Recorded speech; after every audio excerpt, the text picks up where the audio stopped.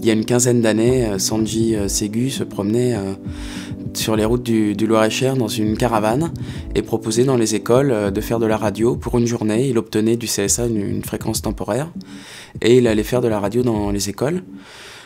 Sachant que ce projet fonctionnait très bien et était vraiment dynamique dans beaucoup d'écoles du département, l'OCCE du Loir-et-Cher a été à l'initiative du lancement d'une radio avec une fréquence permanente. La radio appartient juridiquement et légalement à l'OCCE, mais elle est renforcée par la SOSEF depuis l'année dernière, qui propose des programmes toujours en lien avec les valeurs de l'OCCE, évidemment. La case du mardi après-midi est consacrée à des projets scolaires.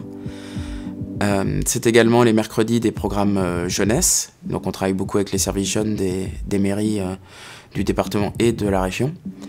Et puis c'est aussi donc beaucoup de programmes qui sont mis en place par des bénévoles. Toutes les personnes en fait qui ont envie de porter quelque chose autour de la radio, au sens large, ça peut être justement faire un reportage sur la radio, ça peut être faire du reportage à l'extérieur et les proposer à la radio après, ça peut être couvrir des concerts, des festivals, ou faire une émission régulière. Et puis on a également des émissions qu'on dit en partage, c'est-à-dire que c'est des bénévoles qui n'appartiennent pas à l'association ni au CCE ni ISEF, mais qui donnent leur émission. Ça va dans les deux sens, des émissions de ZEF qui vont vers l'extérieur, des émissions de l'extérieur qui viennent sur ZEF, ça c'est évidemment quelque chose qui doit être développé, qu'elles soient produites sur Blois, dans l'agglomération de Blois ou complètement à l'extérieur, de gens qui ont envie de partager ce qu'ils font à Paris, à Tours, à Angers avec Studio ZEF, quoi.